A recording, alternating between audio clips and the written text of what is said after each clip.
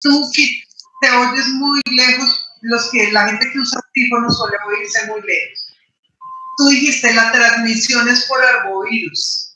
¿Crees que esa frase está bien construida? Ok, por artrópodos, pero principalmente se da por mosquitos o por garrapatas, pero es que se dice que por eso se dicen arbovirus. Entonces se dice, en esta familia muchos virus son considerados arbovirus porque son transmitidos por artrópodos. Para que a todos vayan adquiriendo el lenguaje como es. No se dice son transmitidos por arbovirus, eso no tiene ningún sentido. Ok, la replicación de los flavivirus se Acércate el micrófono porque no se te oye. La transmisión de los flavivirus se da en el citoplasma y sale por gemación a la membrana intracelular. Entonces, los genes estructurales de la que se hallan en el extremo 5' del genoma del flavovirus, el resultado es que las porciones de las polipoproteínas que contienen proteínas estructurales o no catalíticas se sintetizan en primer lugar y con mayor eficacia. Esta disposición puede permitir la producción de un mayor número de proteínas estructurales, si bien reduce la eficacia de la síntesis de las proteínas estructurales y el cual inicia la replicación vírica, como podemos observar en la imagen. Siguiente, por favor. Bueno, entonces vamos a comenzar con la fiebre amarilla. La fiebre amarilla es una enfermedad de origen viral aguda que está en el grupo de las fiebres hemorrágicas virales. Lo amarillo se alude a la ictericia que presentan algunas personas. Es un arbovirus que se transmite por medio de los mosquitos hembra de los géneros Aedes aegypti y Haemococcus. En este virus solamente tiene un serotipo. Profe, la siguiente, por favor. Bueno, la historia. El doctor Carlos Finlay, en sus apuntes, Carlos Finlay fue un científico y médico cubano, el cual en los apuntes de la historia primitiva de la fiebre amarilla apunta que en 1495 se registró la primera epidemia en las Islas Isabela en Ecuador, matando a la tercera parte de la población. En 1550, en el libro Popol Vuh, que es el libro sagrado de los mayas, se registra una enfermedad denominada Seki, que significa vómito negro. En 1647 se genera una epidemia en Barbados y en 1648 se genera una epidemia en Yucatán, México, y los autores dicen que estas epidemias fueron las primeras en el Nuevo Mundo. En 1729 llega por primera vez el virus a Colombia, a las ciudades de Cartagena y Santa Marta, ocasionando una gran mortalidad. En 1881, el doctor Carlos Finlay propone la teoría de que el virus se transmite por medio de un mosquito del género Aedes aegypti. Y se transmite cuando va a picar a un individuo enfermo y después va a picar a uno sano. Profe, la siguiente, por favor. Bueno, en 1900, el médico Walter Reed dirigió el equipo que iba a confirmar esta teoría. Esta teoría se confirmó mediante la muerte de uno de sus integrantes.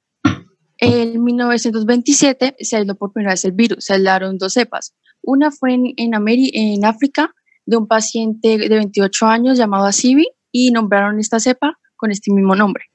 Y el otro fue en un paciente en Dakar, que también tenía fiebre amarilla, la aislaron y la cepa se denominó francesa, de la cual se hizo una vacuna, pero al presentar síntomas sistemáticos y neurológicos, se descontinuó.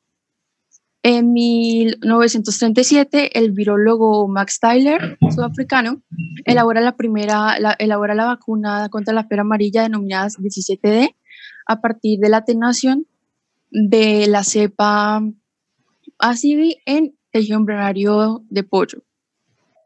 En 1951, él gana el Premio Nobel de la Medicina y Fisiología por la elaboración de esta vacuna. Siguiente, por favor. Bueno, entonces, la epidemiología mundial. Esta enfermedad es endémica en 47 países. 34 pertenecen a la... Para un momento, en cuanto a la historia, es importante que pues no es tan claro el origen de la fiebre amarilla. Algunos piensan que vino con los europeos, pero parece ser, por lo que yo mencionaba al principio, hay unos grabados de aztecas con algunos indígenas como si tuvieran un vómito negro que es sugestivo de que la fiebre amarilla ya estaba en Colombia. Bueno, en América sabemos que lo que sí no teníamos era el vector, pero es que hay dos vectores de la fiebre amarilla, el Haemophilus, que es de América, y sí el Aedes aegypti es un mosquito africano que vino con los esclavos. Hacia principios del siglo XX se logró identificar que la enfermedad efectivamente era transmitida por un vector y ahí empezó el control de la fiebre amarilla. Importante saber que las peores epidemias registradas en la historia de fiebre amarilla, ¿en dónde, en qué lugar ocurrieron y en qué, Natalia? Profe, ¿me puede repetir que no escuché? ¿En qué lugar y tiempo ocurrieron las peores epidemias de fiebre amarilla? Las peores epidemias ocurrieron en el siglo XVIII, si no estoy mal. Aunque, profe, en la siguiente diapositiva, ahí tengo una tabla con las epidemias. En la siguiente, en esa, si quieres, doble clic. Otro clic. Ahí tengo las epidemias que fueron como muy importantes, digamos, en 1793 se ocurrió una epidemia en Filadelfia, Estados Unidos, en donde se registra que un barco llegó con 2.000 inmigrantes provenientes de Haití. Entonces, esta epidemia generó hasta comenzó desde agosto hasta noviembre 9. Ocasionó la muerte de 5.000 personas en una población de 50.000 personas. Se hicieron cuarentenas que no fueron efectivas debido a que no se tenía conocimiento de cómo se transmitía este virus ni el origen. En 1821, en Barcelona, España, llega un barco en donde los tripulantes se encuentran ya infectados. Esta epidemia dura desde agosto hasta diciembre de este mismo año y en los primeros 3 meses ya habían más de 6.000 muertos. Se calculó que la cifra definitiva de fusiones fue de 18 a 20.000, o sea, ahí está mal. O sea, perdón, de 18 a 20.000 personas en una población de 100.000 en la segunda, profe. En 1871, en Argentina, Buenos Aires, se reporta que el virus llegó por medio de personas que estuvieron en Asunción, Paraguay, el cual se replicó muy rápido, causando el fallecimiento de 14.000 personas. En 1878, en Estados Unidos, en New Orleans, se reporta que un barco proveniente de Cuba hace una escala en el puerto de esta ciudad, ocasionando una gran epidemia que se extiende hasta el Valle de Mississippi, ocasionando el fallecimiento de 20.000 personas y 120.000 casos. En 1960-1962, en Etiopía, se generan un total de 100 casos con 30.000 muertes. Las más recientes, los epidemias más recientes son las del 2012 al 2013 en Sudán, en el cual se reportaron 1.549 casos y 254 defunciones. En 2015 a 2014 en Angola se reportaron 3.157 casos y 345 fallecimientos. Y el más reciente de todos, que es el de Brasil, que es del 2016 al 2018, ocasionando 2.155 casos y 743 fallecimientos. Bueno, de estas pandemias es importante, lo que quería que miraran es que en los países que tienen estaciones se presentaron de las peores pandemias registradas de fiebre amarilla. ¿Qué quiere decir? Que la fiebre amarilla no es una enfermedad tropical como la gente cree. La fiebre amarilla es una enfermedad producto de un mal control del vector que es el Aedes aegypti. Claro, los países con estaciones tienen a su favor que por lo menos durante el invierno pues pueden tener control del mosquito, eso sí está a su favor, pero no es exclusivo del cinturón tropical, importante que sepan eso. Bueno, entonces la epidemiología colombiana. Del 2000 al 2019 se diagnosticaron 215 casos y se reportaron unos 795 casos probables. Entonces, el último caso en Colombia fue en el 2018, fue el último caso diagnosticado en el departamento de Bopes, en el municipio de Mitú, que fue un joven de 21 años sin antecedentes de vacunación contra el virus y tuvo una tasa de mortalidad del 100%. En el 2019 se reportaron 15 casos, los cuales 13 fueron descartados y 2 fueron probables. Entonces, si podemos mirar el mapa, podemos ver en los municipios, en los departamentos en los cuales hubieron muchos más casos, que corresponden a Norte de Santander, Meta. Y eso es, profe, la siguiente. Bueno, entonces ahí podemos ver un cuadro en el que vemos los casos reportados del 2000 al 2019, aunque no está reportado el último, pero vemos que del 2003 al 2004 hay un aumento bastante significativo de casos, debido a que en el 2003 hubo un pico grande en Norte de Santander, en el área del Catatumbo, que al final de este año hubieron 108 casos y 44 personas fallecidas. En el año 2003, en 2004 también hubo una epidemia grande en la costa, más que todo en la costa atlántica, en los departamentos de La Guajira, Magdalena y Cesar. Entonces, después de esta época de grandes casos, el país empezó a ejercer un plan de vacunación desde mayores de un año en todas las zonas endémicas.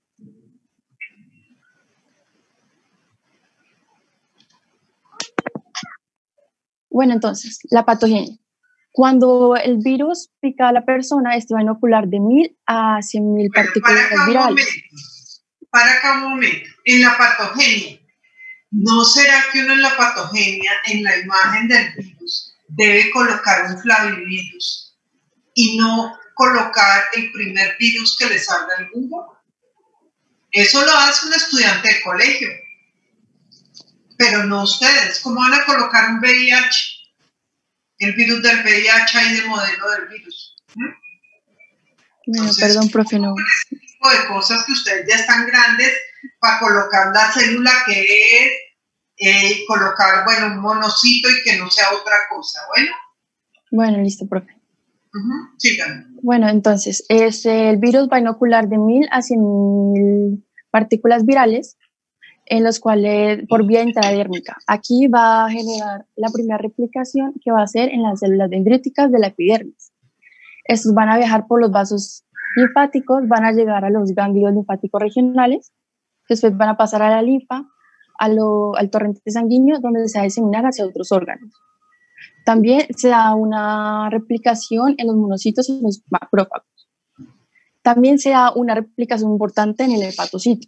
Cuando el hepatocito se va a infectar, lo que va a generar es una apoptosis con degeneración eosinofílica, que va a formar los cuerpos de Consilman, que nos va a ayudar para el diagnóstico. Y cuando hay un fallo hepático grave, va a haber una disminución en los factores de coagulación dependientes de vitamina K, lo cual puede generar coagulopatías. Bueno, entonces, este virus consta de 2 ciclos de transmisión. El primero es el ciclo selvático. El ciclo selvático, el vector principal va a ser el mosquito hembra del género Haemococcus. Entonces, cuando este vector va a picar a los receptores naturales principales, que van a ser los primates y los marsupiales, se van a infectar. Posteriormente, la gente que va a llegar a estas zonas selváticas sin ninguna vacuna puede adquirir esta enfermedad. Después, cuando esas personas ya infectadas llegan a zonas urbanas donde hay densidad alta de mosquitos, donde hay gente que no está vacunada, por medio del vector, que es el mosquito hembra del género Aedes aegypti, estos mosquitos los van a picar y posteriormente pueden picar a otras personas sanas, así generando la propagación. La siguiente pregunta. Entonces, esta enfermedad tiene unas manifestaciones clínicas muy variables.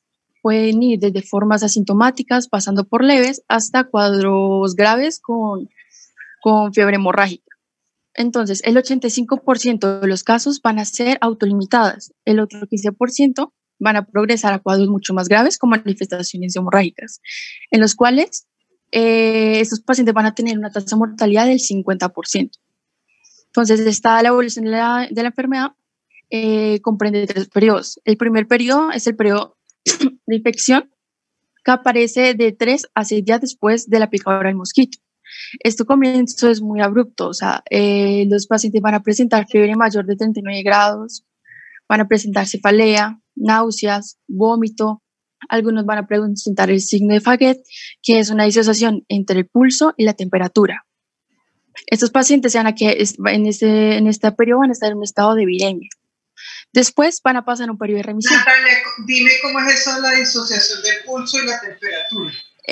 Pues por lo general cuando hay fiebre es taticardia, o sea, hay taticardia. Y en el síndrome de Faguet, en vez de taticardia va a haber bradicardia.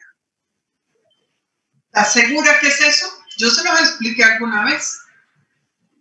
Cuando vimos fiebre tifoidea se los expliqué.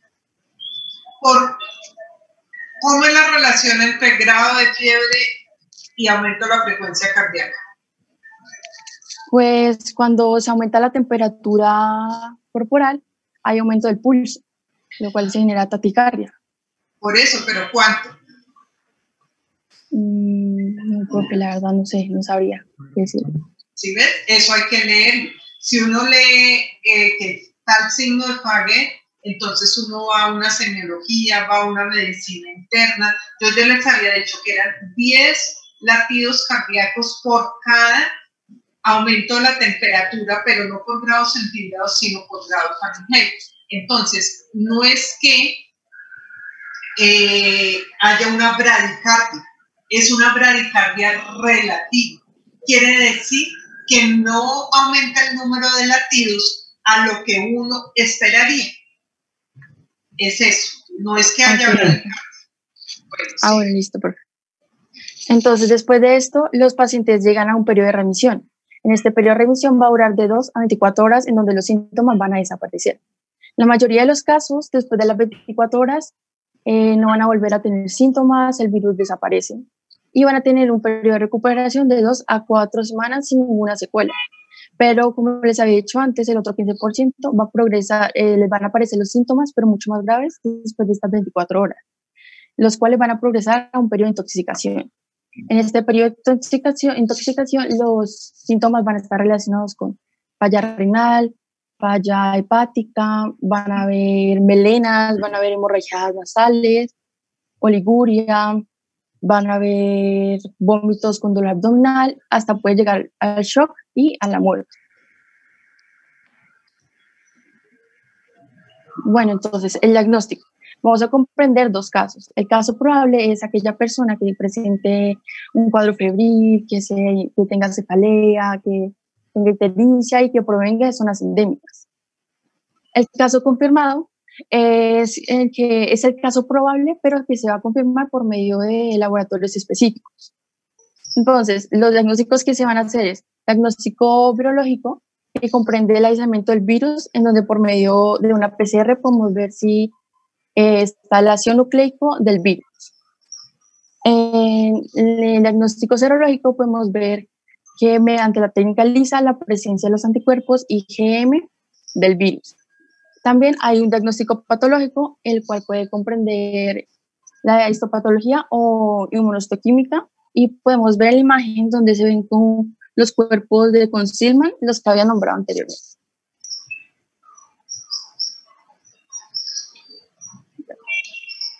Entonces, al ser una enfermedad de interés público, ante cualquier caso probable toca llenar esta ficha para reportar.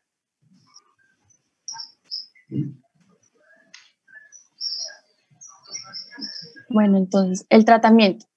El tratamiento, no existe ningún tratamiento específico ni ningún antiviral eficaz.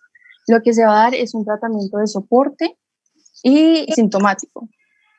Las personas van a ser hospitalizadas y van para evitar la mortalidad de la enfermedad y tienen que ser cuidadas de que los mosquitos no los piquen mediante un toldillo, que es lo que aparece en la imagen, porque ellos se van a encontrar en esta epidemia y se puede diseminar la enfermedad.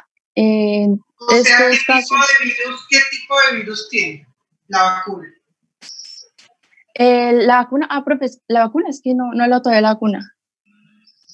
¿Qué? Que no he hablado todavía de la vacuna. Yo te estoy preguntando, ¿qué tipo de virus tiene la vacuna? Es que, ¿sabes qué? Vamos casi para media hora de exposición. Empezamos a la 1:15, es la 1:38 y van apenas en fiebre amarilla. No van a poder terminar porque yo no me puedo quedar acá 3 horas esperando a que termine la exposición. Yo les dije la fiebre amarilla, les dije, por ejemplo, no hablen en detalle de la fiebre amarilla. Digan que es una fiebre hemorrágica con insuficiencia hepática y que por eso se produce la ictericia que caracteriza la enfermedad. Llevan demasiado tiempo. Dime la vacuna. Bueno, entonces la vacuna es denominada 17D. Es una asentación de la cepa Acivi, el cual la vacuna está compuesta por la cepa 17D de 204, que está puesta en tejido embrionario de pollo. ¿Qué tipo de virus contiene? ¿En qué estado está el virus? El virus está en estado...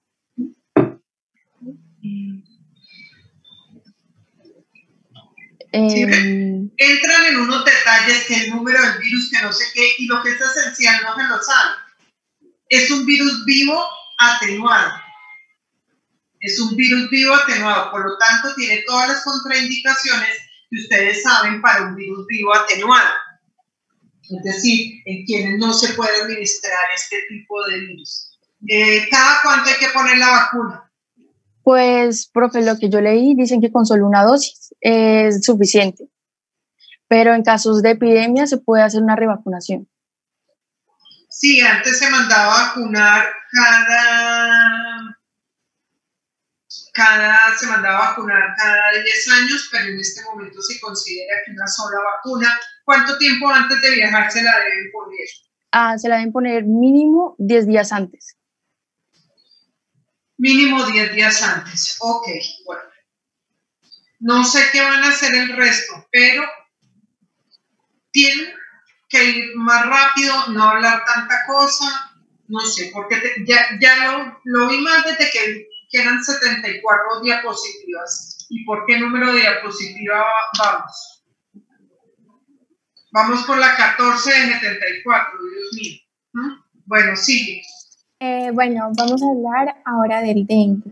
El dengue es un virus infeccioso del mosquito Aedes aegypti. Siguiente, profe, por favor.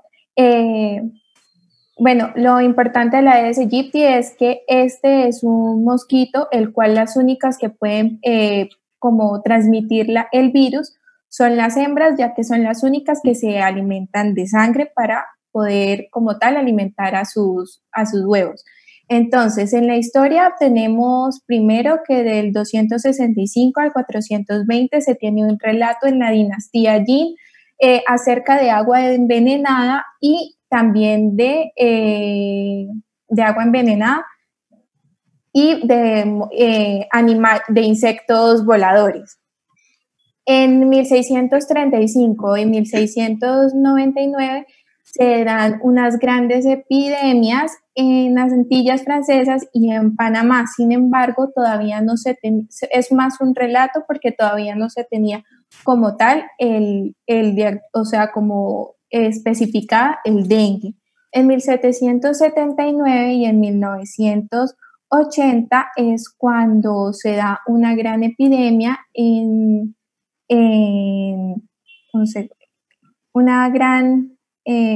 una gran epidemia en Nueva Orleans y Florida.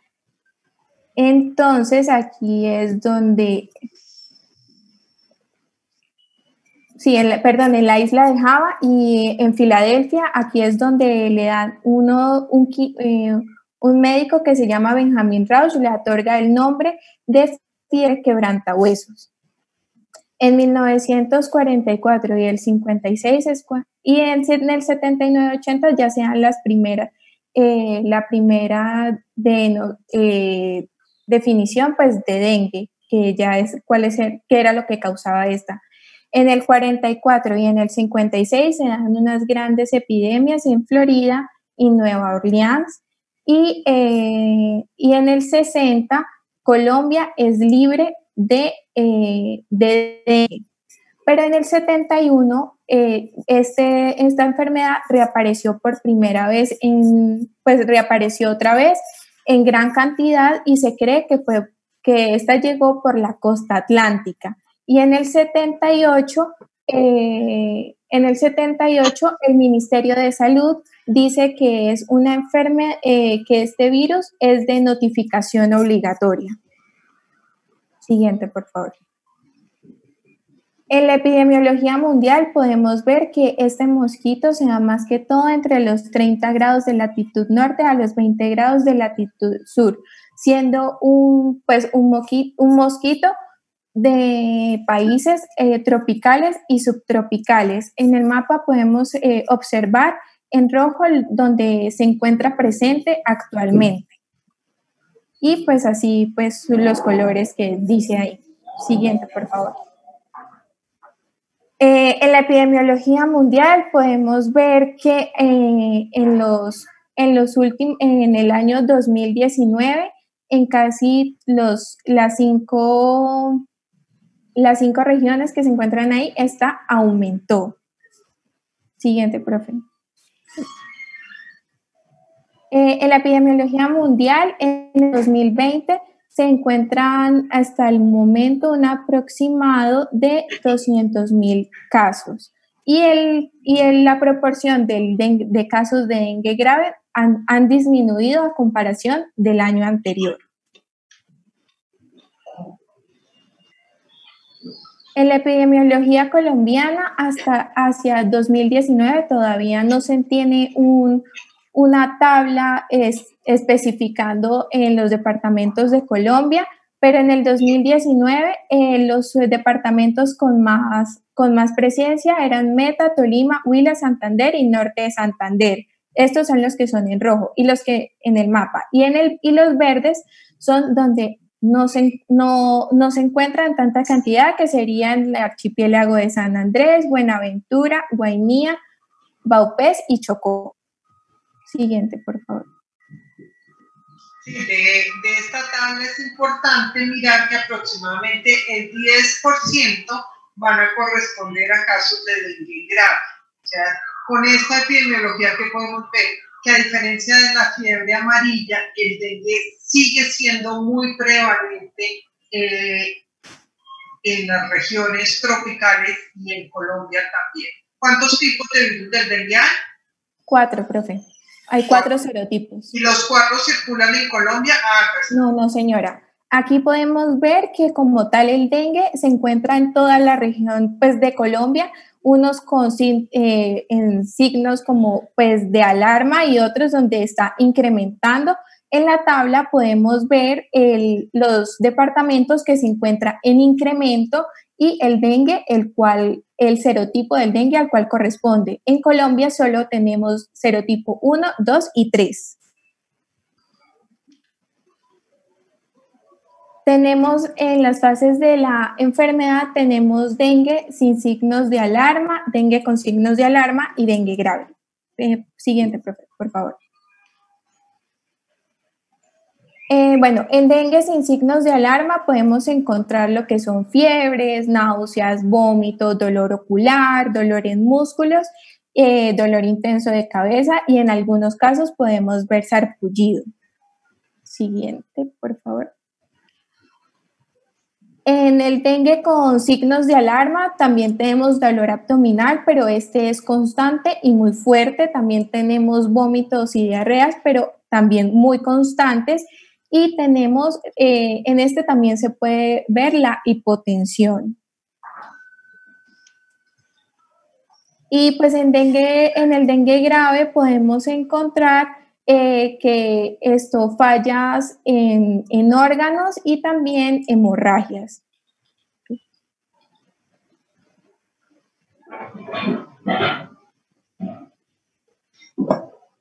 Espérate un momento. Sí, señora.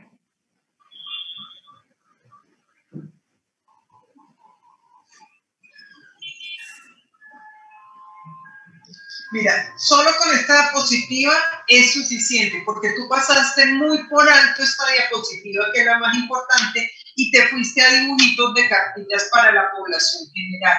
Y lo importante está acá. ¿Cuál es lo que tienen clasificado como el dengue grave? ¿Por qué a unas personas les da un dengue leve y por qué otros tienen un dengue grave, que era lo que antes llamábamos dengue hemorrágico? ¿Por qué? Esto se da por los serotipos del dengue.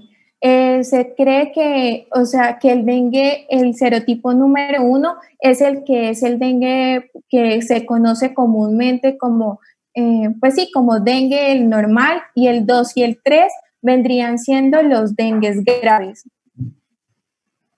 Pero o sea, si uno se infecta con el 1 le va bien, y si se infecta con el 2 o con el 3 puede terminar en un dengue grave o un dengue hemorrágico. Pues lo que yo entendí era que esto era así y que, por ejemplo, si a uno le daba el dengue 1, el cuerpo como que se inmunizaba, pero solo para ese. Pero no quería decir que no le fuera a poder dar a uno un dengue de serotipo 2, 3 o 4, en el caso de cuál fuera. Lime, se nota que tú leíste dengue de los protocolos del Instituto Nacional de Salud. ¿Tú le diste dengue de Harrison o de Malden? No, señora. ¿Por qué no? No. Yo no les dije que tenían que leer. ¿Aló? Yo les dije que tenían que leer de ahí, de esos libros. Se los he dicho 1000 veces. Les dije que tienen que saber mucho. ¿No? Sí, señora. ¿Cómo están las plaquetas en un dengue? Es que esta clasificación es una clasificación que usamos acá en Colombia como para el común de la gente, digamos, ¿cierto? Sí, para la gente que está haciendo esos labores de epidemiología, pero eso no es una clasificación como universal. En el dengue leve, ¿la gente hay trombocitopenia? No. ¿Cómo determinas tú que hay extravasación del plasma? ¿Perdón? ¿Cómo determinas que hay extravasación del plasma? Yo voy a ir a poner.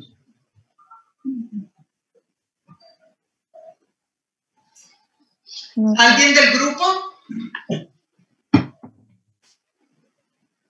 ¿Alguien del grupo sabe por qué a una persona le da dengue leve y a otro le da dengue grave o dengue hemorrágico y no es como lo dice ella? Es una teoría mucho más compleja, sí tiene que ver con los tipos del virus, pero no es así como ella lo dice. ¿Alguien lo sabe? ¿Alguien sabe qué es el signo del torniquete?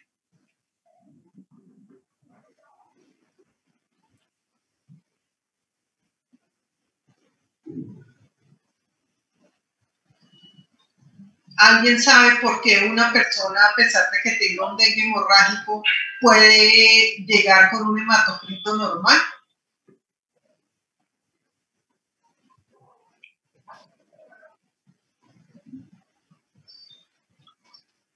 O sea, todos por favor, esas preguntas anótenlas y resuélvanlas en un libro de Malden o de Harris. ¿Por qué una persona tiene dengue leve y otra tiene un dengue hemorrágico?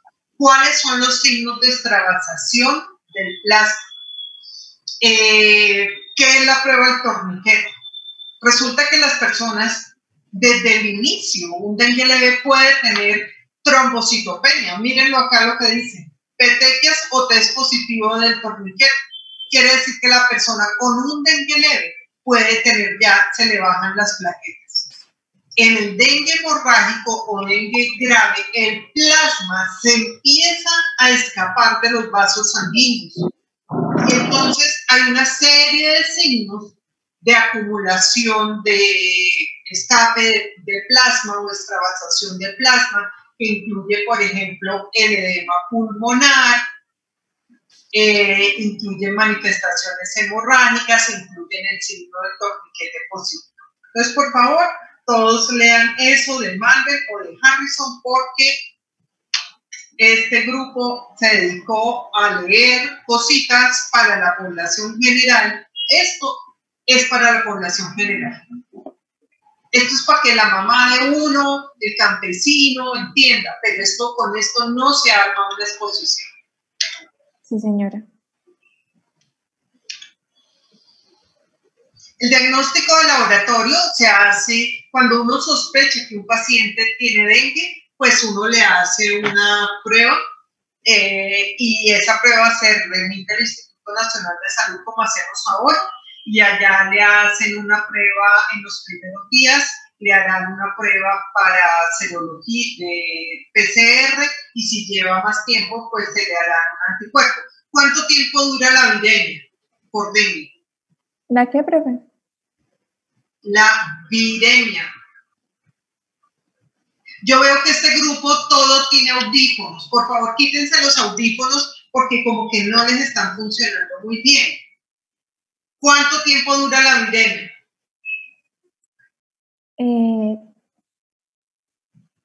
De 3 a 7 días, no.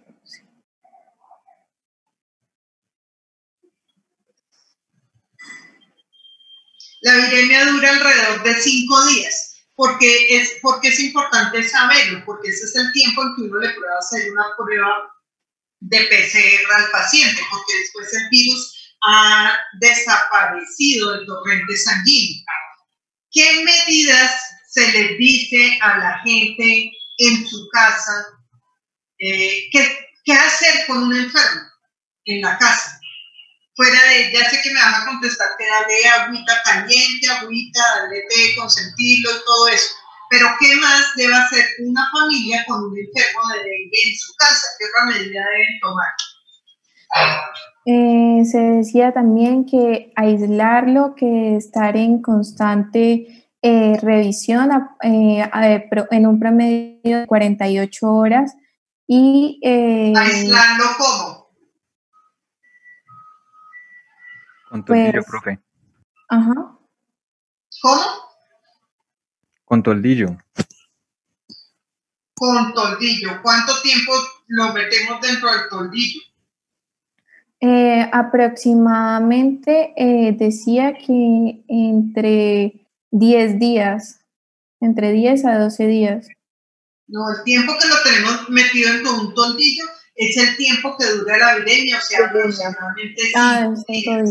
Con lo que hacemos para meterlo en el toldillo, lo que lo hacemos es para proteger a los moscos y que no tantos moscos se infecten, que eso falló cuando llegó Silvia chikungunya, decían cantidad de cosas, que se pongan la manga larga, que el repelente, y nadie les dijo que los enfermos tenían que estar en un toldillo, y por eso todos nuestros moscos se contagiaron también y siguieron transmitiendo la información de la enfermedad. Bueno, cuénteme de la vacuna. Bueno, la vacuna se hizo comercial en el 2015 en México, fue creada por Pasteur. Dice que se tiene que administrar pues al inicio, a los 6 meses y a los 12 meses, que se trata de una vacuna recombinante tetravalente con virus vivo.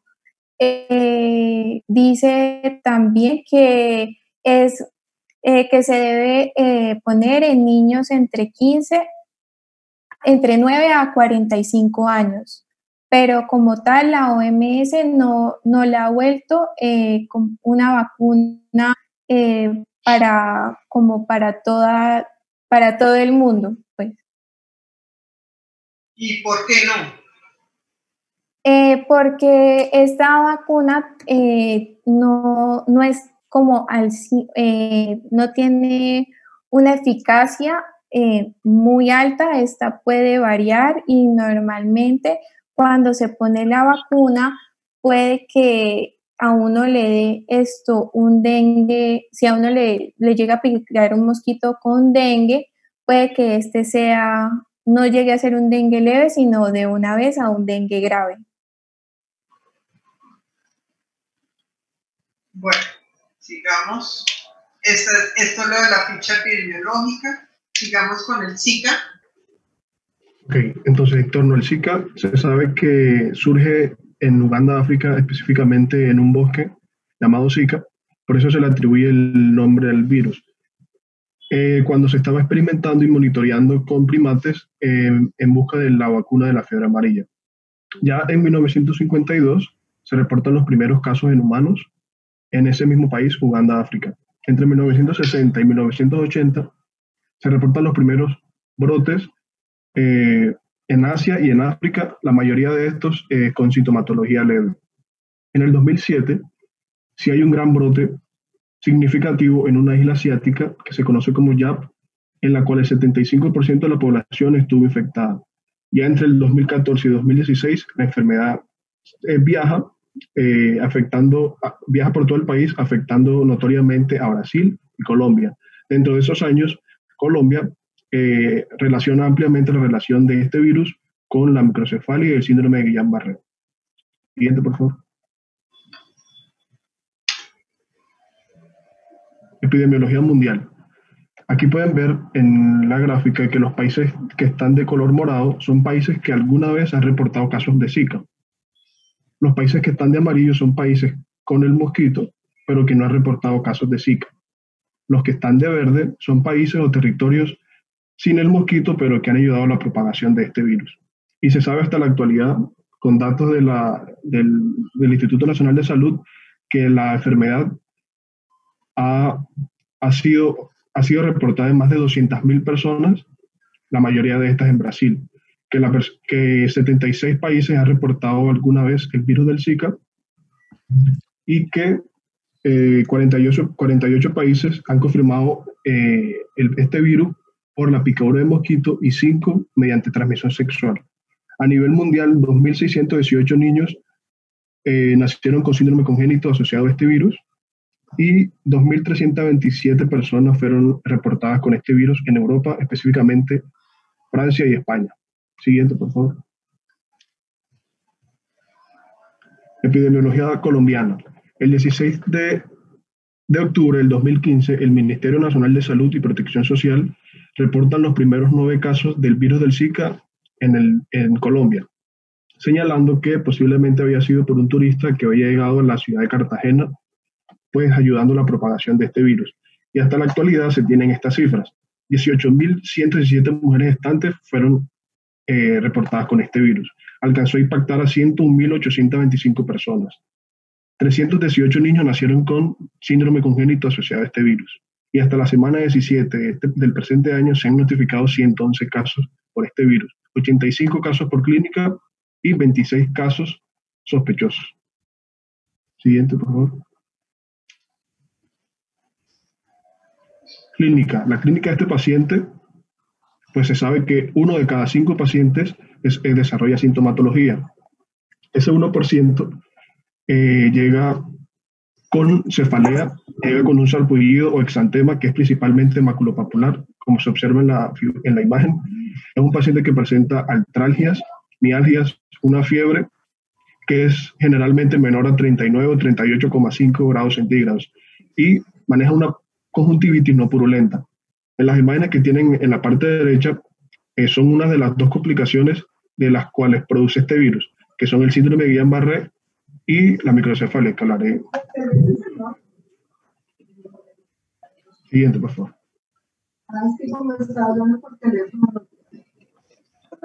¿Cómo? Diga, profesora. Hola. Pues se sabe que el 14 de abril del 2016, el Instituto Nacional de Salud reportó la presencia de microcefalia asociada a este virus. Lo que se sabe es que el virus del Zika, al entrar a las células madre del cerebro del bebé, secuestran una proteína muy importante que se conoce como la MSI1, que entra, secuestra, el virus del Zika entra, secuestra esta proteína y la utiliza para su propia replicación, provocando el daño en las células neuronales y reflejando esta patología en el bebé, en este caso microcefalia y otras enfermedades congénitas asociadas. ¿Por qué no hablan todos los del grupo? ¿Por qué les dio por hablar con todos los de esta exposición? ¿Por qué les dio por hablar por esos micrófonos? ¿Por qué no se les quitan? No se los quitan, no se escuchan. Ninguno de ustedes se está escuchando bien. ¿Por qué no hablan directamente al micrófono del computador? ¿Sí me escucho? Ya lo quitaste, a ver si te escuchas un poco mejor. Te escuchas muy mal. ¿Repito esa parte? Sigue, te escuchas igual de mal.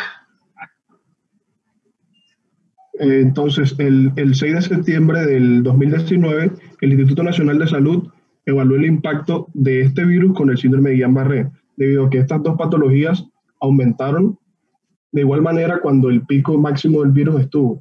Entonces se sabe que el síndrome de Guillain-Barré es una enfermedad autoinmunitaria que generalmente es producida posterior a una infección, en este caso el virus del Zika.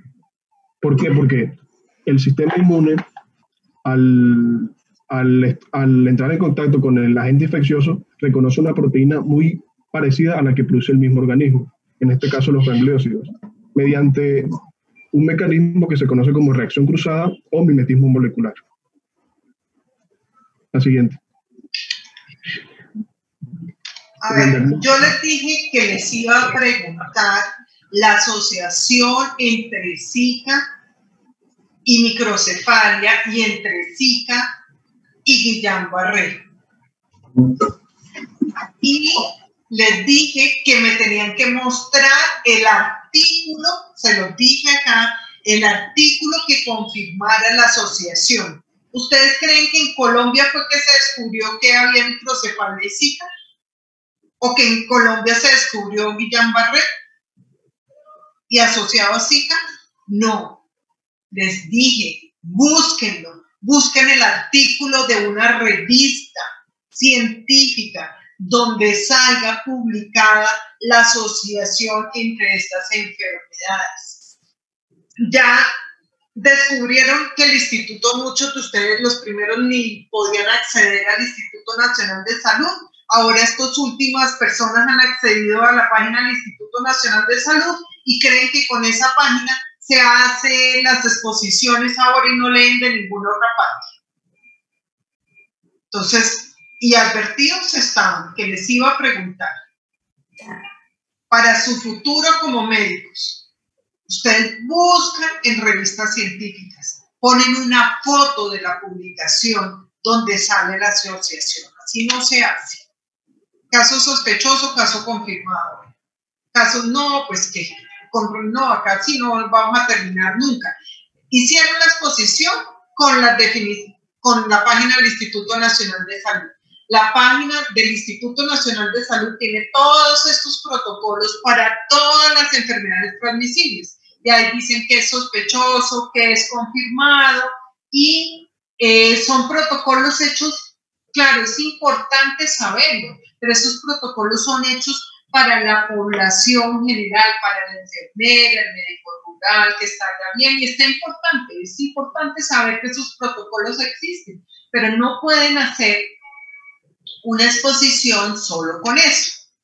Pregunta para el grupo, ¿hasta qué altura se considera que está la Aedes aegypti? Profe, yo investigué y decía que hasta, pues según los últimos hallazgos, como que hasta 2.600 metros sobre el nivel del mar, o hasta 2.200. O sea, hasta Bogotá. Un poquito menos. ¿Cuánto es un poquito menos? Pues,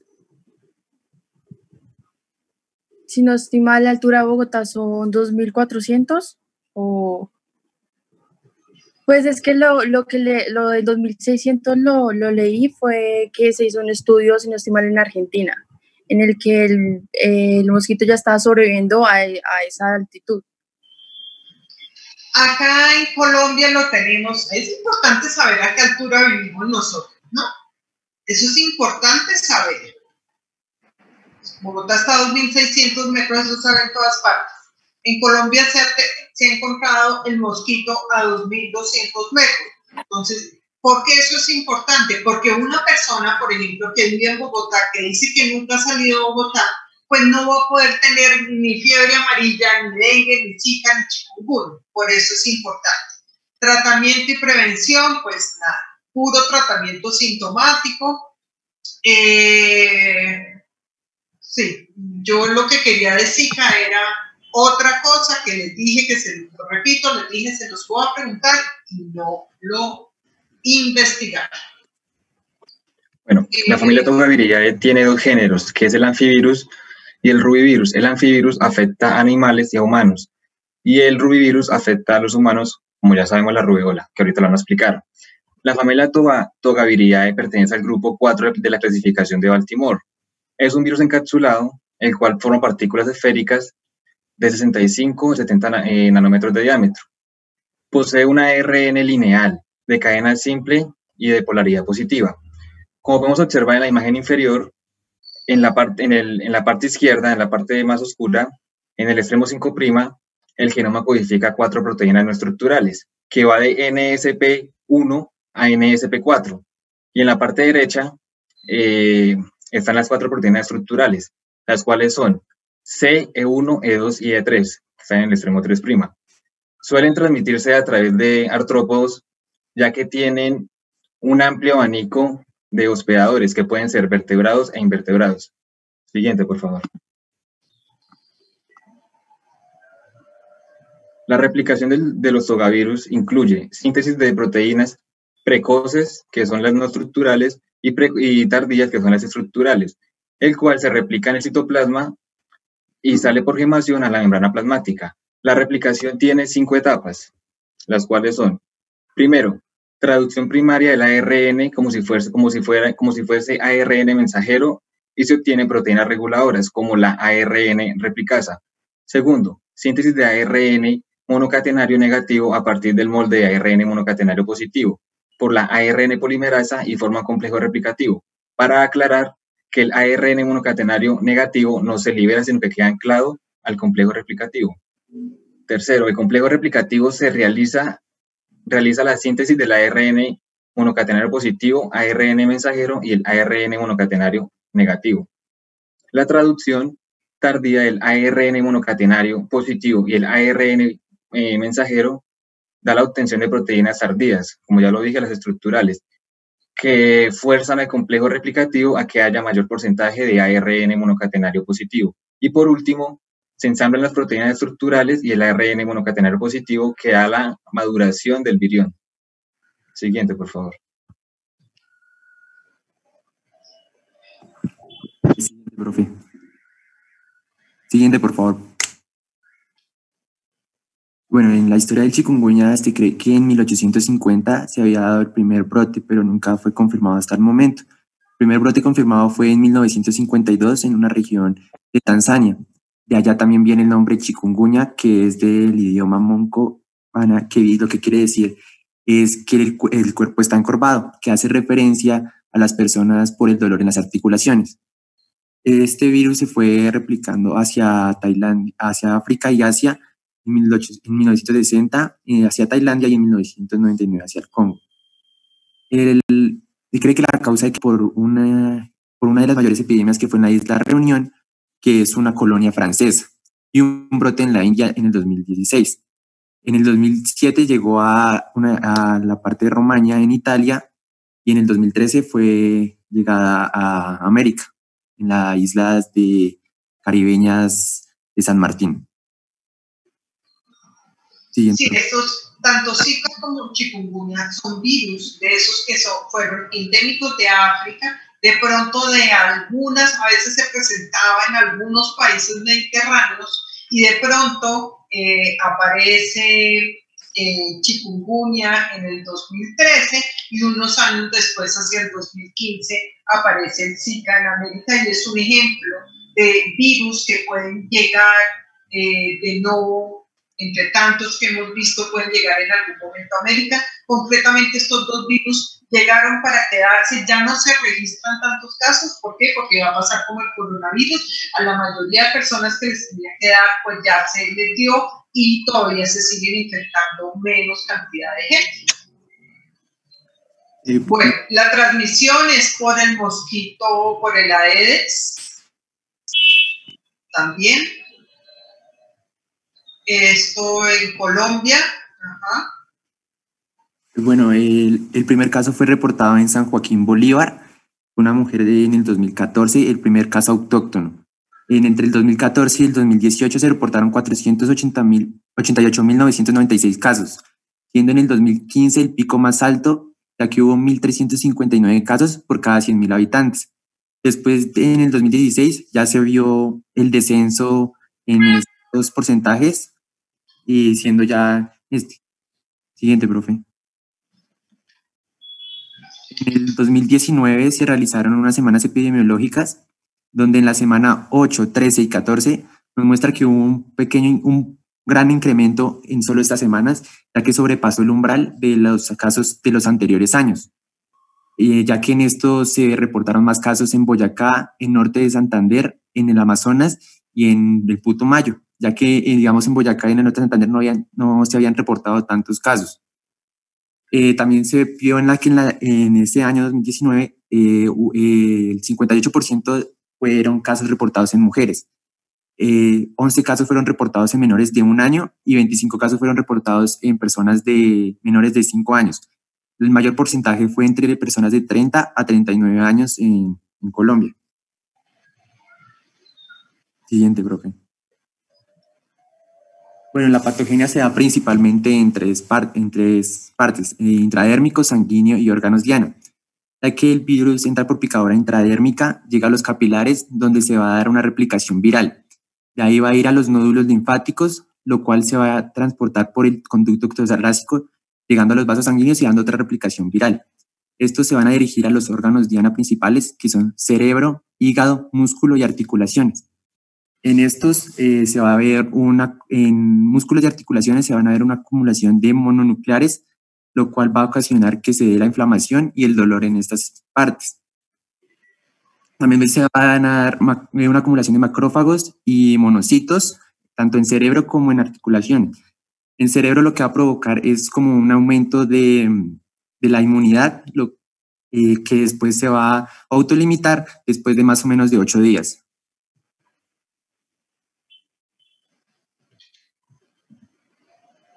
Bueno, en la epidemiología mundial, como ya lo he dicho anteriormente, se presentaron 2 grandes brotes, más que todo en las islas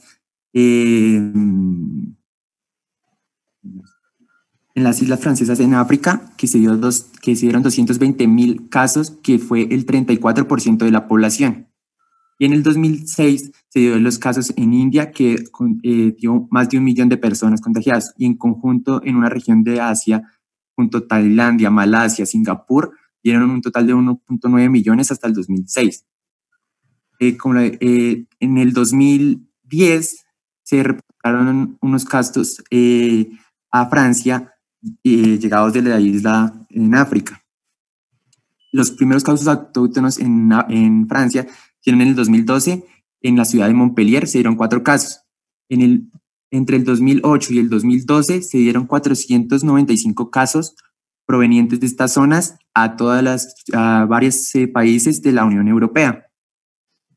El primer caso en América fue en el año 2013 en las Islas Caribeñas, también una colonización francesa, lo cual llevó a que se fuera multiplicando hacia regiones de Centroamérica, primero como República Dominicana y después sí llegar a los países de Latinoamérica. Hasta el 2015 se habían reportado 1.3 millones de casos sospechosos entre Estados Unidos, la región caribeña y América Latina. Siendo en el 2006 donde se reportaron 146.000 casos.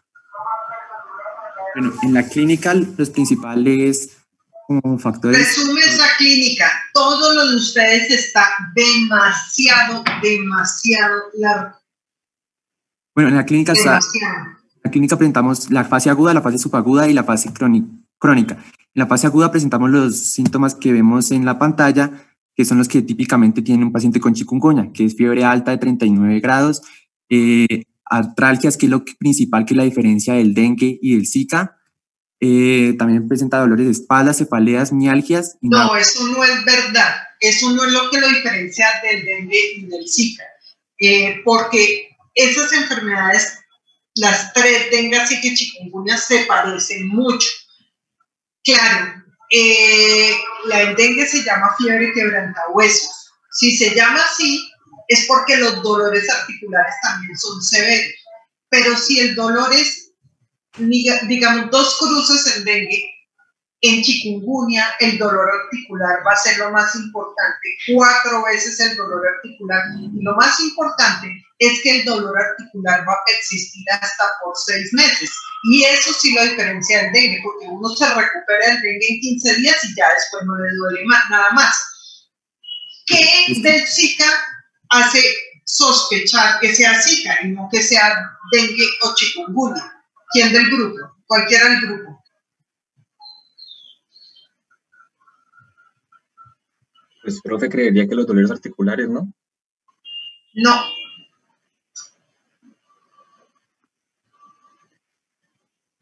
En el Zika es mucho más frecuente que se presente ese exantema, a diferencia del dengue y el chikungunya. ¿Qué más del chikungunya es como característico de la enfermedad que le permitiera a uno como diferenciarlo de las otras? Fuera de los dolores articulares. También el rash, profe. No. Sí, es que el dengue, pues lo que he visto no tenía rash, pues creo que sí con el Zika un poco.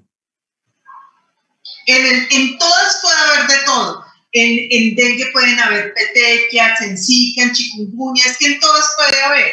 Solo que el exantema es mucho más marcado en Zika.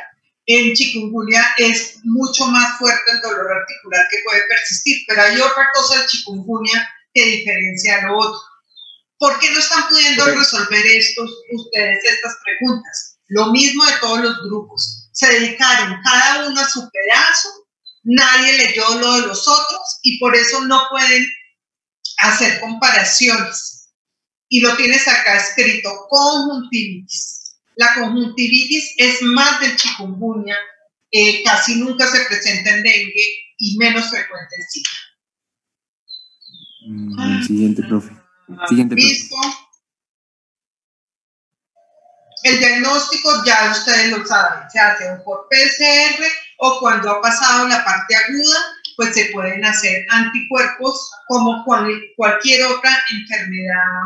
Miren acá, después de 8 días, la PCR tiende a ser negativo, igual que pasa con coronavirus. A los 7 días es la mayor probabilidad de tener uno la prueba positiva antes y después pues disminuye la posibilidad. Y después de 15 días pues tendrá uno ya unos anticuerpos IgM y después de los 15 días tendrá anticuerpos IgG también positivos. Miren, y acá tienen esta comparación. Miren, el dolor en la articulación en chikungunya, miren, y hasta tienen la tabla. Lo que pasa es que no se lo saben, no tienen el conocimiento.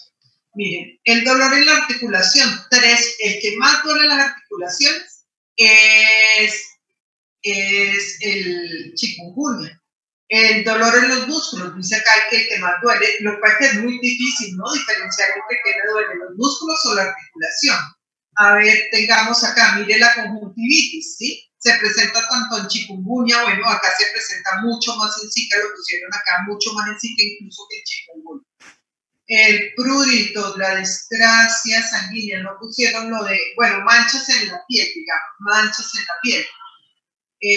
Zika, el 100% de los casos, 90-100% de los casos tienen un exantema, un rash, que es menos frecuente en dengue y en chikungunya. Entonces acá lo tienen, pero no tienen forma de integrar el conocimiento. Ustedes tienen que mejorar esto para su vida futura. tratamiento es la burla del acetaminofén, pues sí, lo único que queda para darle es el acetaminofén.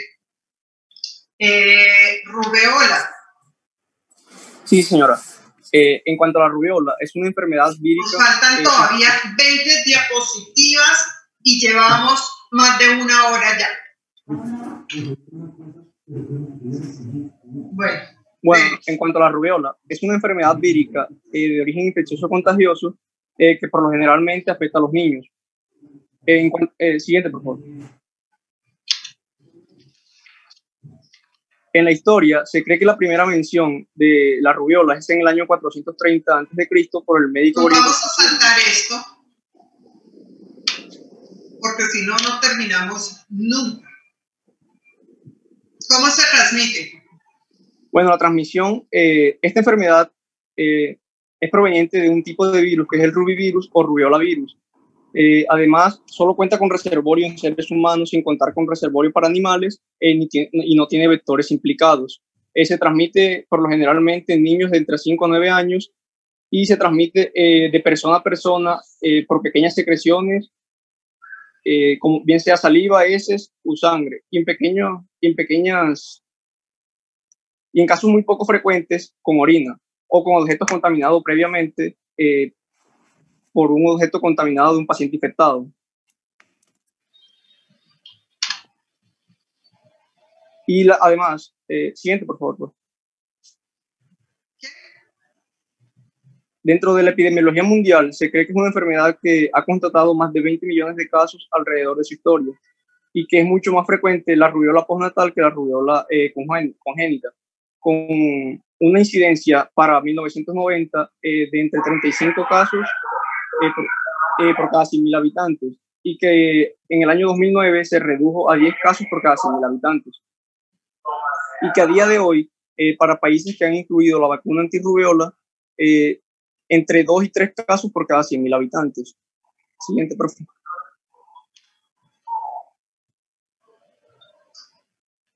Teniendo en cuenta esto, esta es... Un momento. Sí, esa.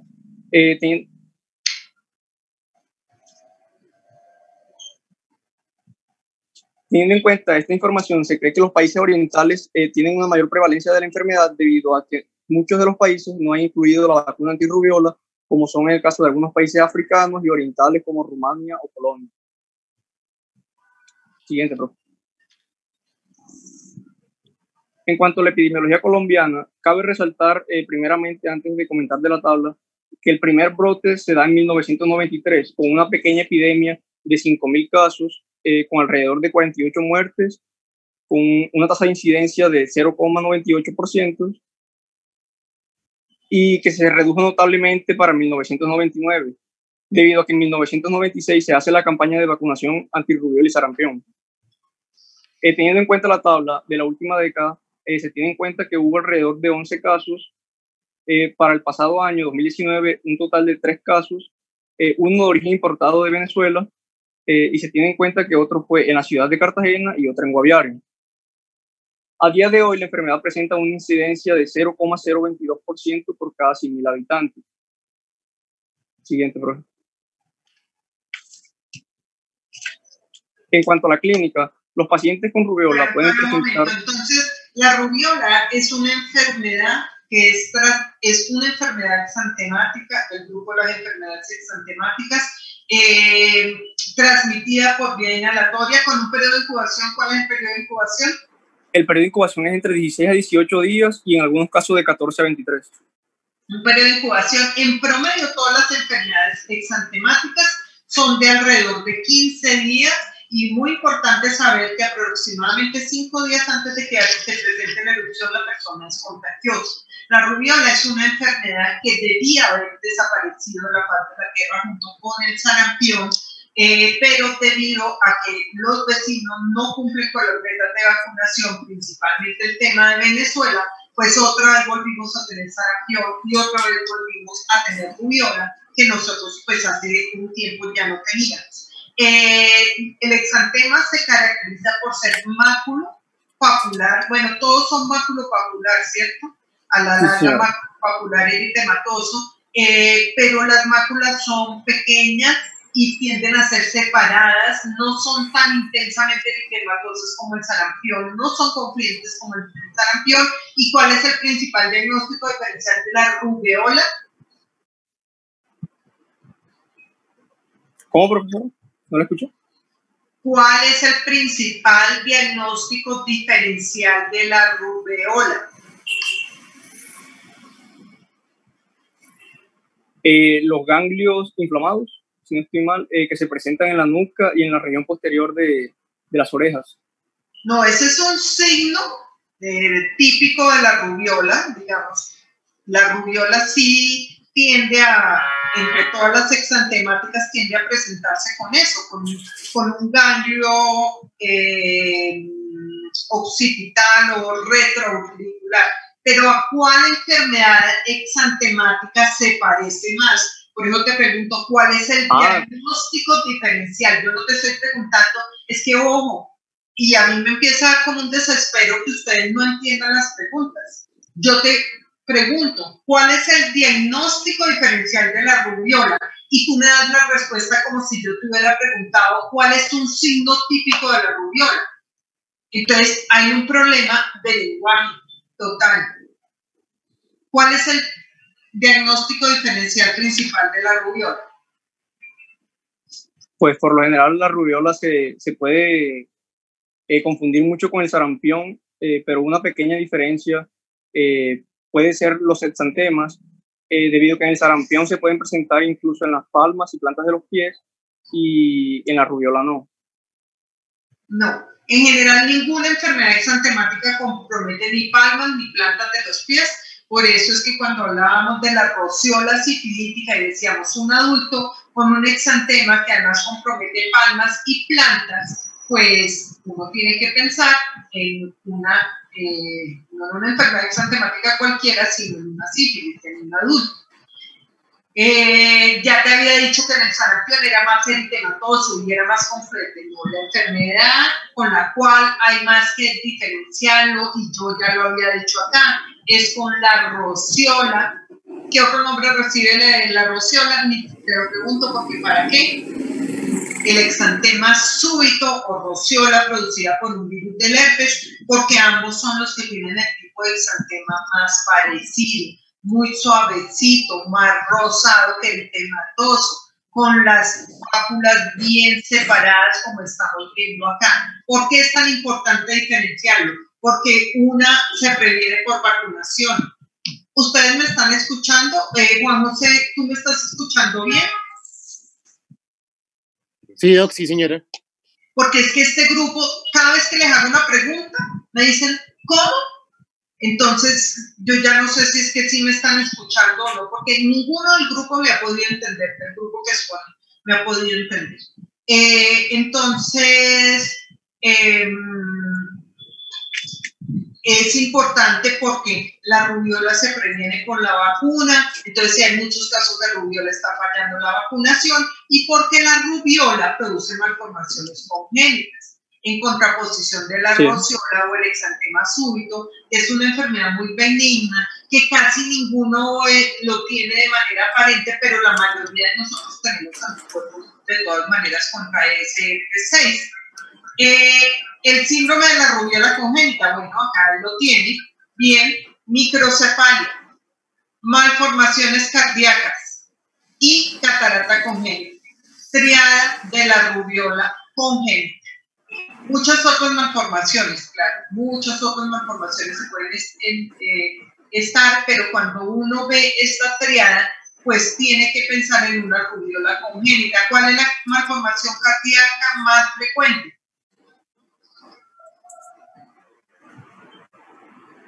¿Cómo?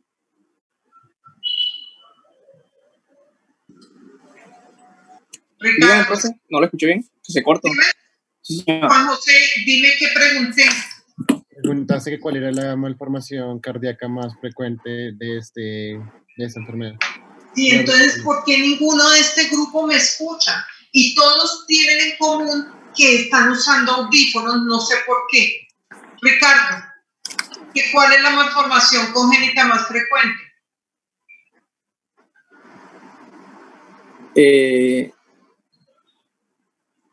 Profe, persistencia del conducto arterioso y estenosis de la arteria pulmonar. Le pregunté a Ricardo.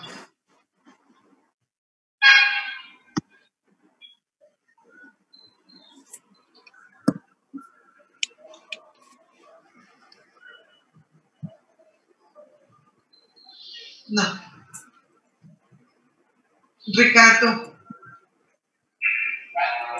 Ricardo, ¿tú no me escuchas? Sí, sí, le escucho, pero lo escucho muy entrecortada, profe. Claro, es que tú tienes una mala conexión, porque los otros sí me están escuchando bien. Entonces, por favor, los que tienen una mala conexión, por lo menos el día de la exposición, el día que les toque hacer una exposición, por lo menos conéctense del celular. Yo no sé de dónde se están conectando, porque los otros sí me entienden y ustedes no.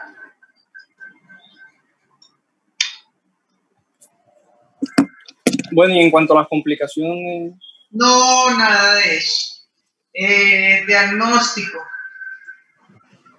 Acá está la comparación entre las diferentes enfermedades exantemáticas. Por supuesto, todas se parecen, pero con la que más hay que diferenciarlo, la que más se parece es la roceola o el exantema súbito, que lo tienen acá.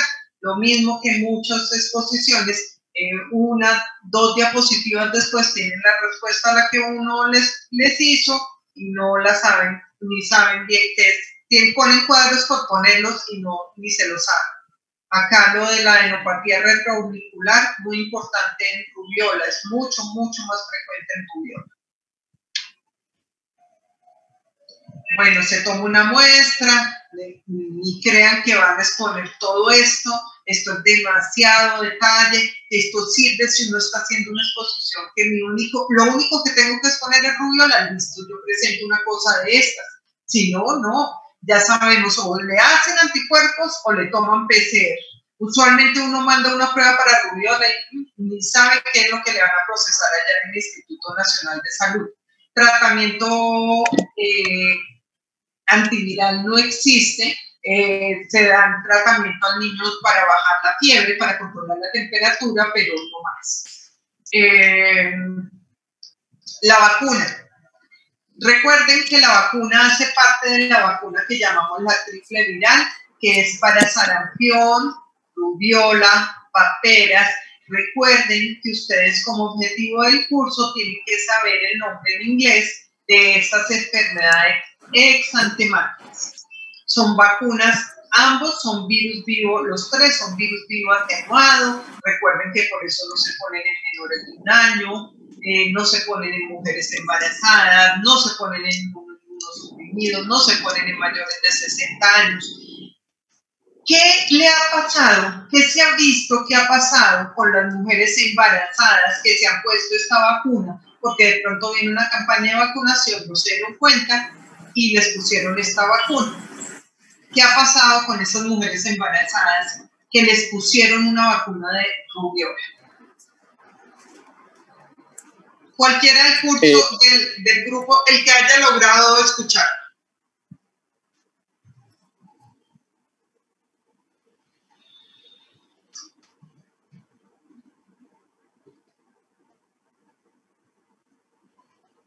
Pues, profe, tengo entendido que ayuda a proteger contra enfermedades graves al bebé. ¿Quién respondió eso?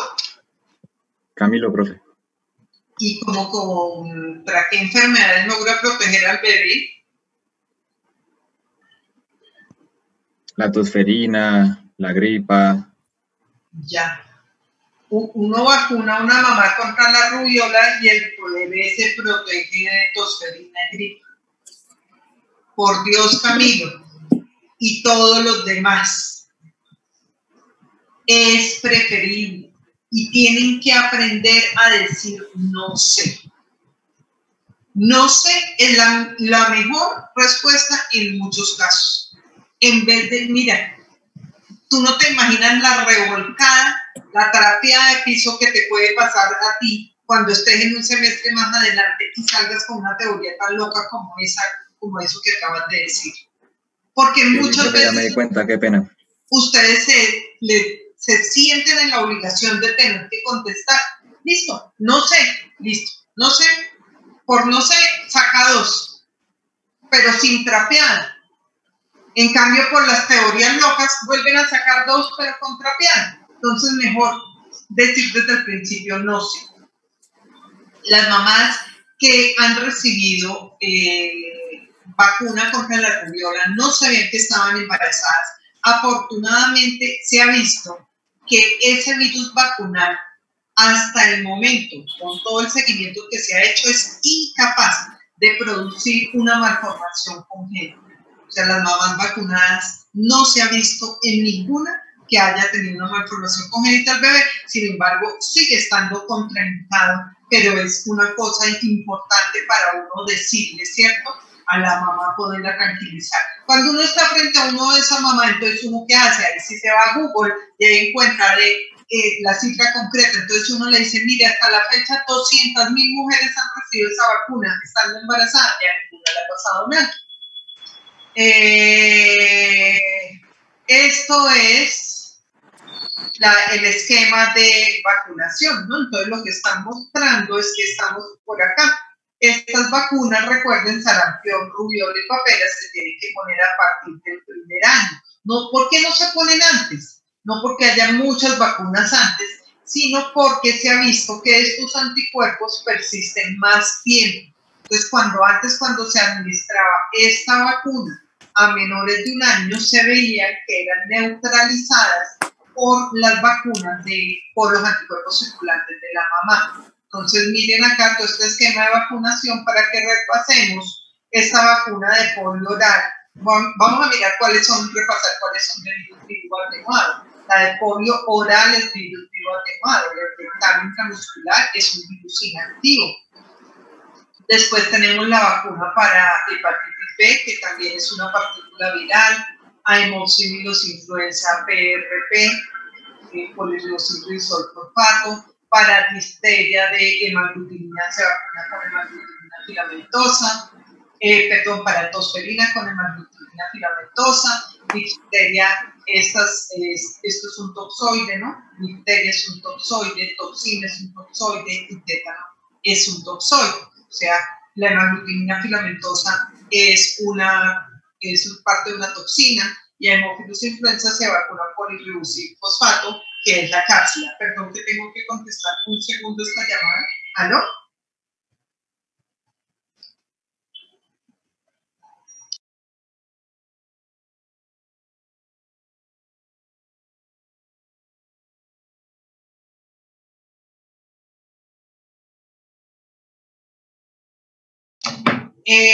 Entonces,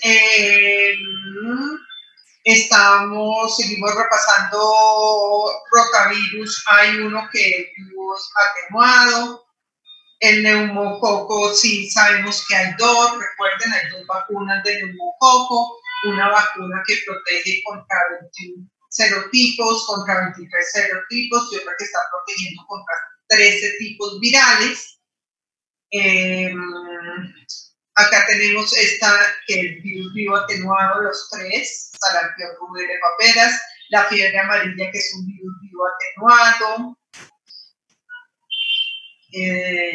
Esos son los que son de virus vivo atenuado con la fiebre amarilla. La del rotavirus también, que es virus vivo atenuado. Importante para ustedes saber todas estas vacunas que contienen. Es decir, contienen la partícula viral, contienen la cápsula, es un toxoide. Eso lo deben saber porque eso lo hemos ido aprendiendo. Cuando llegue la pediatría les van a preguntar el esquema de vacunación. ¿A qué edad se administra la vacuna? Yo en este momento no les puedo administrar nada, sino una pregunta, por decir, las siguientes vacunas están compuestas de partículas virales, excepto. Y ahí entonces ustedes deben decir cuál es el excepto. ¿No? Listo.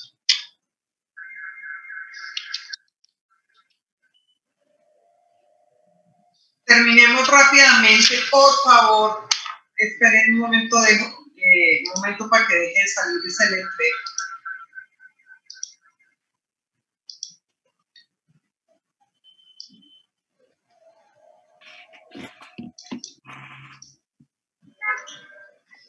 Rápidamente, por favor, que sea resumido. Bueno, en cuanto a la encefalitis equina del oeste y venezolana, son infecciones virales transmitidas por mosquitos que pueden causar encefalitis grave en caballos y humanos, ocasionalmente en otros mamíferos y aves. Y no hay disponible ningún tratamiento específico según el virus y el huésped. El índice de mortalidad puede alcanzar el 90% según la encefalitis. Bueno, a destacar una epidemia que es de la encefalitis equina venezolana, que es la que suele causar más epidemias que las otras dos, que la más destacada duró 2 años y comenzó en 1969, se extendió desde Sudamérica hasta el sur de los Estados Unidos y causó aproximadamente 38.000 a 50.000 casos en equinos. Y en Colombia también la epidemia más grande fue la equina venezolana en 1962, en la parte que comparte la Guajira con Venezuela, y hubo 3.000 casos y 20 muertos en Colombia y 6.762 casos, 43 muertes en Venezuela. La encefalitis equina del oeste ha sido aislada desde Argentina hasta el oeste de Canadá, en Estados Unidos, y este virus se encuentra al oeste de Mississippi. El brote más importante fue en el 2007, con más de 3.000 casos en los Estados Unidos y en Canadá. Y por último, la encefalitis equina del este, que tiene 2 variantes, la norteamericana, que se encuentra en Canadá y en estados al este de Mississippi, y la suramericana, que se encuentra en partes de América Central y del sur y a lo largo de la costa del Golfo. Siguiente, por favor. Con este mapa se ve muy bien cuando llaman del oeste y del este, hace referencia a virus o su epidemiología en Estados Unidos, no del este y del oeste como del mundo. La que tenemos nosotros más cerca es la encefalitis equina venezolana. Estamos hablando de unos virus que producen encefalitis y la enfermedad se llama encefalitis equina. Quiere decir que el huésped natural de estos virus son los caballos. Los caballos adquieren la enfermedad ¿de qué forma? Siendo picados por según el encefalitis, hay un mosquito que los pica. Por ejemplo, en la del este es la Culiceta melamura, la del oeste la Culis tarsalis, y en la venezolana es por un vector, ¿sí? Son transmitidos por un vector y el vector es diferente. Mira cómo tú tienes que responder cuando estés más adelante. Son transmitidos por un vector y el vector varía según el tipo de encefalitis. Doctor, ¿quiere que le diga cuál es el vector de cada uno? Ya, listo. Punto. Entonces, son transmitidos. Acá dice cuando en la historia, las manifestaciones clínicas, pues un animal con encefalitis va a tener un comportamiento extraño. Es un animal que empieza a caminar principalmente de manera errática y se puede incluso encontrar fiebre, vómito en esos pacientes, en esos caballos y hasta diarrea. Listo. ¿Qué le pasa a los humanos con estos virus? ¿Los humanos pueden infectarse con estos virus? ¿Sí o no? ¿Y qué les produce?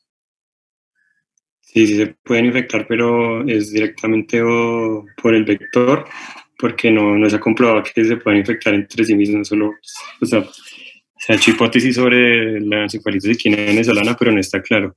Y pues en la del este los síntomas pueden ser dolor de cabeza, irritabilidad, deficiencia neurológica focalizada, rigidez del cuello, confusión, somnolencia o estupor, desorientación, temblores, convulsiones y parálisis.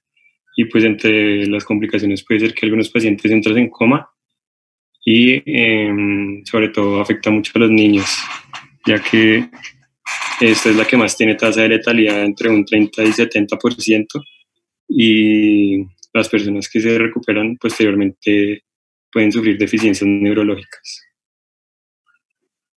En cuanto a la encefalitis equina del oeste, No.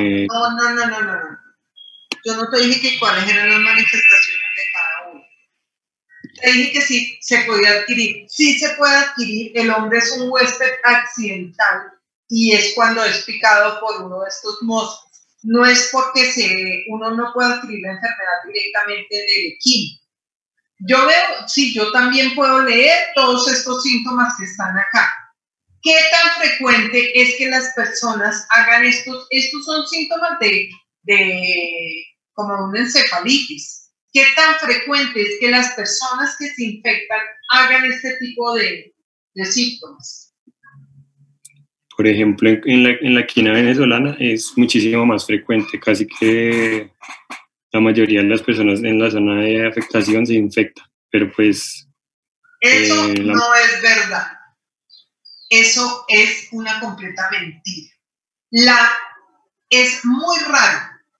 De las personas que se infectan, es muy raro las personas que presentan sintomatología. La mayoría de las personas que adquieren estos virus van a ser asintomáticas.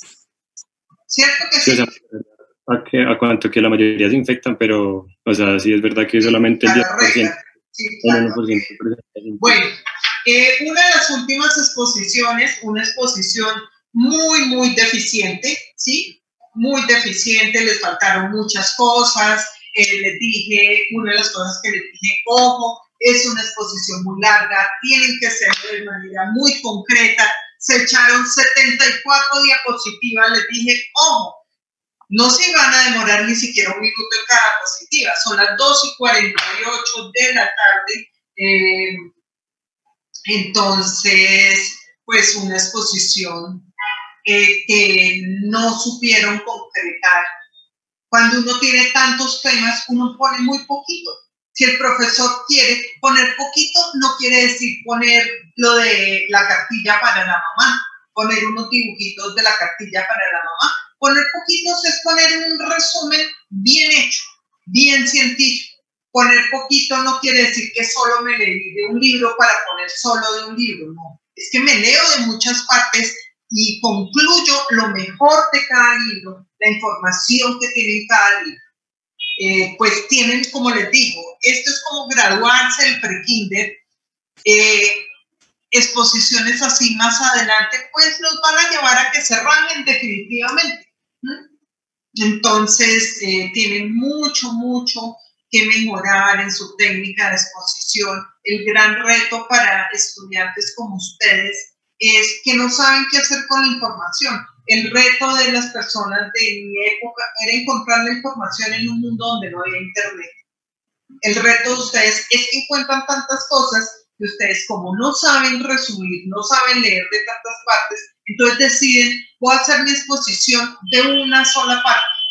Jamás en su vida, y esto es para todos, se hace la exposición de una sola parte, a no ser que a uno le digan, es la exposición de un artículo, eso es otra cosa. Bueno, listo. Preguntas para el grupo que queda. Preguntas del grupo que tienen que exponer el miércoles y el miércoles ya terminamos.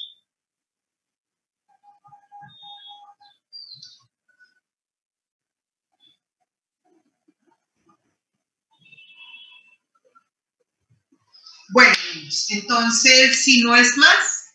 Profe, una cosa. Sí. Es que faltó el nombre de un compañero, se llama Germán Prieto. Sí, yo tengo el listado de todos los que están en los grupos porque como se me lo mandó, entonces no hay problema. Ah, bueno, profe, gracias. Muchas gracias, profe. Bueno. Que esté bien.